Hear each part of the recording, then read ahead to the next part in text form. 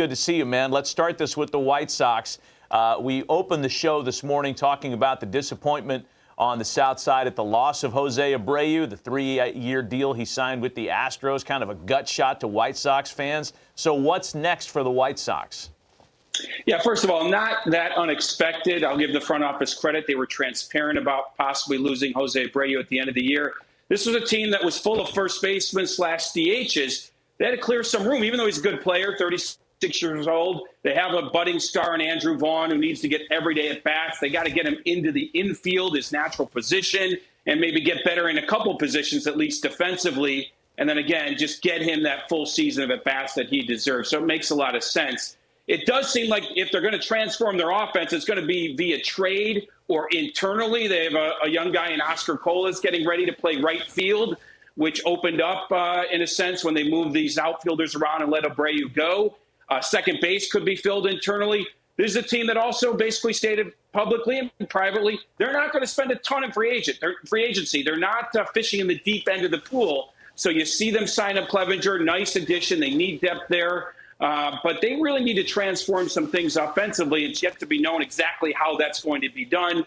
With the addition of Clevinger, it means Lucas Giolito could be on the block. Maybe that fetches you something. He's got 1 year left of arbitration before going to free agency. So some moving parts there. The Sox just beginning their offseason. Yeah, you hit on a lot of those kind of key talking points there. The addition of Mike Clevinger, 1 more year of contractual obligation with Lucas Giolito. We'll see if they get into bed long-term with him or if he's on the market. A lot of unanswered questions on that side of town, as many as there are on the north side regarding the Cubs. And we here at this program, Jesse, have been waiting for the Cubs to spend some money now for a while. First question on Chicago, the Cubs, that is. Are they going to get involved in this shortstop sweepstakes and write a big check? Well, they're involved. Whether they write the big check or not, I just don't know the answer because it depends how big of a check it's going to be. The Cubs are involved in all tiers of the free agent market, but certainly in that one as well, the top end of those shortstops. Every day it's a different name, but I'm hearing more about Dansby Swanson and Trey Turner these days than I am Carlos Correa and Xander Bogaerts, but that could change. Here's the interesting thing, guys. Give me a second on this. The Cubs are in a real interesting and tough spot in a way. Think to this moment in time right now in baseball. The playoff teams, including the wild card, the extra wild card teams, 12 playoff teams, they were all pretty darn good teams. Yes, the Rays limped in, but they've got a star in Wander Franco that was hurt a lot of the year. My point being is many of those 12 teams think they have a chance again. Look at Houston. They went out and bolstered their lineup yesterday. And among those 12 teams, there's a lot of spenders. The Phillies are going to spend. We know the Yankees and Mets will spend. So the Cubs are in a tough spot. They don't have an established winning team like these 12 other teams do. And so to sell a winner is going to be difficult for them compared to those teams. So what's the other answer? Write the big, big check. But how do you write the big, big check and not overpay for one player when you're a team that's not necessarily ready to win now? You might pay for their best years and you're not ready to win, and all of a sudden they're past their peak. And that's why I say the Cubs are in a difficult spot, whether to sign up the big, big guys and overpay by definition in free agency or sort of mid-tier it and build towards something bigger as their prospects get close to the majors. It's an interesting position they're in. I'm with you. I watched the Cubs last year. It was not a good team. And they're not ready for one player to change it over. They got a lot more work to do. I think it's not the right time to make that investment move. But I am curious with the White Sox. Last year, we all picked the White Sox to win this whole thing, right? They were going to make a run through the Central, no problem. They're going to be in the playoffs. They got a chance to be a World Series team. It sounds like now it's almost more of a rebuild. So what happened from one winner to the other?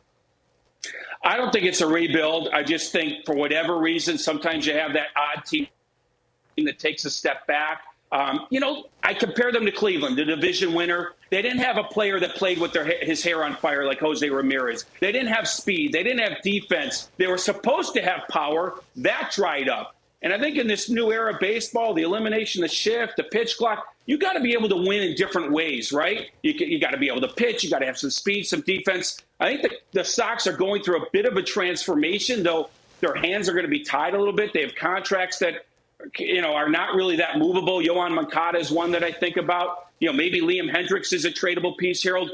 But look, they got to get back to who they are and also get better in some other areas. And who they are is a power-laden team with Luis Robert, Eloy Jimenez, Grandel, if he can find it again. One thing is they have to stay healthy, and Pedro Grafal, the manager, is going to have to do what Tony La Russa wasn't able to do, get the best out of his best players. That did not happen last year. Yeah, I love Pedro. It's going to be fun watching him have his first club and see what he can do. All right, let's talk about you for a second. Hall of Fame ballot, man. Congratulations. How excited are you, or are you nervous? Tell me about the thought of this Hall of Fame ballot.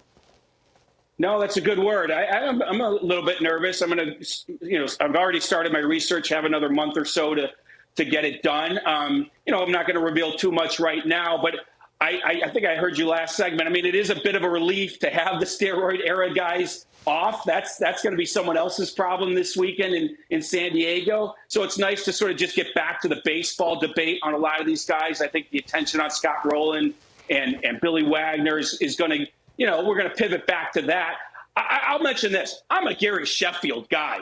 You look at his numbers, Harold, it kind of reminds me of you. A lot more walks than strikeouts. He had a season with 142 walks and 66 Ks. I mean, it's insane. 509 home runs. So I hope we can kind of get back to the baseball debate on some of these guys. But that's one thing I'll reveal. That I'm a big Sheffield guy, and he hasn't gotten nearly attention he deserves. But I think the names that are going to get that attention, starting with Scott Rowland. But I'm very excited to vote. I don't think I'll probably fill out 10, but I probably won't do 0, be somewhere in between. And, the next month I'll be doing a lot of homework, kind of like I used to do in high school and college. It's been a long time, but I'm excited. And yes, I want to get it right. I think every Hall of Fame voter will say that to you guys.